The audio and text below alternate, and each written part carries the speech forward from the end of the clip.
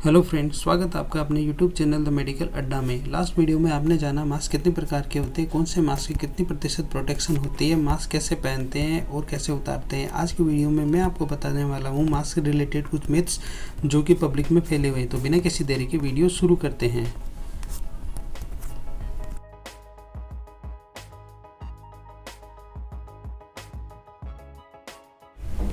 मैं तो घर पे हूँ, मुझे मास्क पहनने की कहाँ ज़रूरत है। नहीं दोस्तों, ऐसा बिल्कुल नहीं है। अगर आप घर पे भी है और आप अगर माइल्ड सिम्टम्स के साथ में पॉजिटिव है तो आपको अपने परिवार वालों को बचाने के लिए ज़रूर आपको एनी टाइम मास्क पहने हुए रहना है।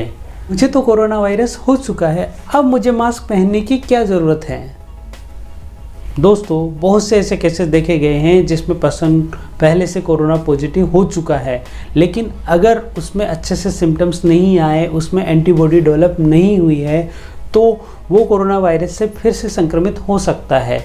इसीलिए अगर कोई पर्सन पहले कोरोना वायरस से पॉजिटिव हो चुका है और वो ये सोचता है कि मुझे अब कोरोना वायरस नहीं होगा और मुझे मास्क पहनने की कोई ज़रूरत नहीं है, तो वो बिल्कुल गलत सोच रहा है। सबसे पहले उसको अपनी एंटीबॉडी टेस्ट करवाना चाहिए। अगर एंटीबॉडी पाई गई है तो उसके बाद में ही वो बिना मास्क के रह सकता है। लेकिन दोस्तों, एंटीबॉडी का भी अभी साइंटिफिकली प्रूफ नहीं हुआ है कि वो कितने दिनों तक, 1 महीने, 2 महीने, 3 महीने, कितने दिनों तक वो इम्यूनिटी देती है। तो दोस्तों, हमेशा प्रेफर कीजिए कि आपको मास्क लगाना ही है। आउटडोर एक्टिविटी के दौरान मास्क पहनने की क्या ज़रूरत है। दोस्तों, मैं आपका ये मिथ भी क्लियर कर देना चाहता हूँ। वैसे तो अगर आप रनिंग कर रहे हो या फिर कोई आउटडोर एक्टिविटी कर रहे हो तो आपको मास्क पहनने की कोई ज़रूरत नहीं है। लेकिन अगर आप ऐसी जगह पे हो जहाँ पे सोशल डिस्टेंसिंग का पालन करना ही मुश्किल हो रहा है, आप ऐसी जगह आउटडोर एक्टिविटी कर रहे हो जहाँ पे लोगों की भीड़ बहुत ज़्यादा है, तो मैं आपको यही सलाह दूंगा कि आपको उसी समय पे अपना मास्क पहन लेना चाहिए। मैंने मास्क पहना तो है, अब मुझे घर पे रुकने की क्या ज़रूरत है।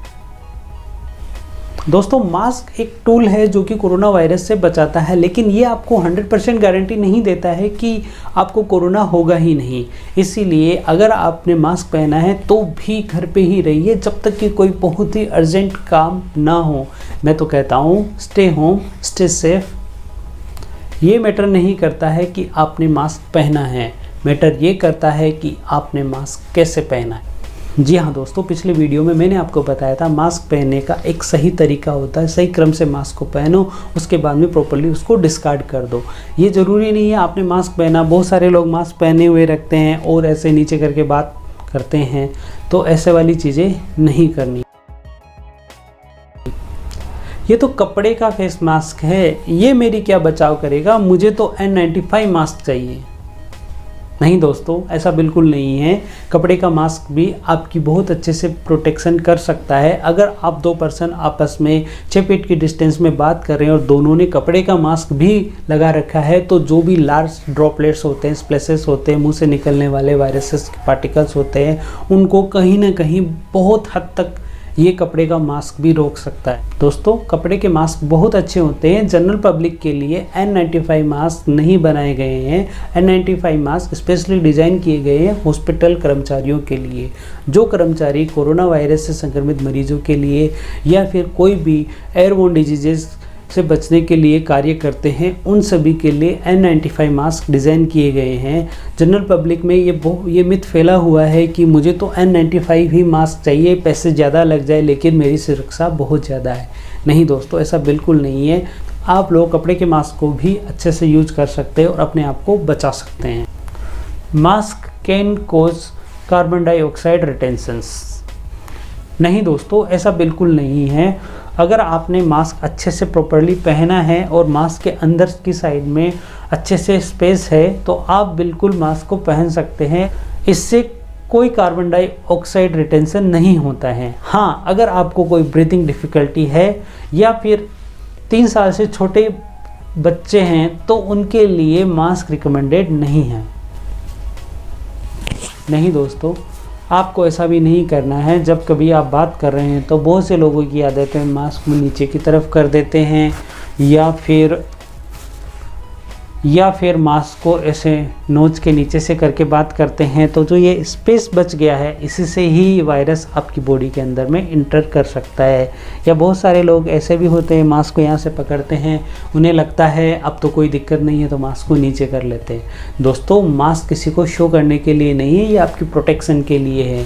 तो सर इसका एक कंप्लीट जो तरीका होता है वो मैंने आपको बताया है। ऐसे आपको कंप्लीट तरीके के साथ में ही without any leakage tight fitting mask ही पहनना है। मास्क कब और कहाँ पहने?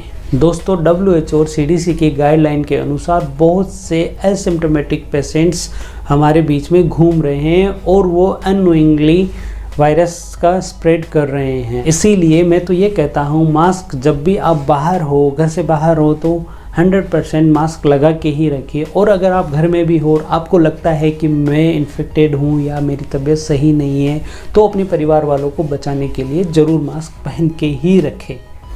तो दोस्तों, आज की वीडियो में इतना ही।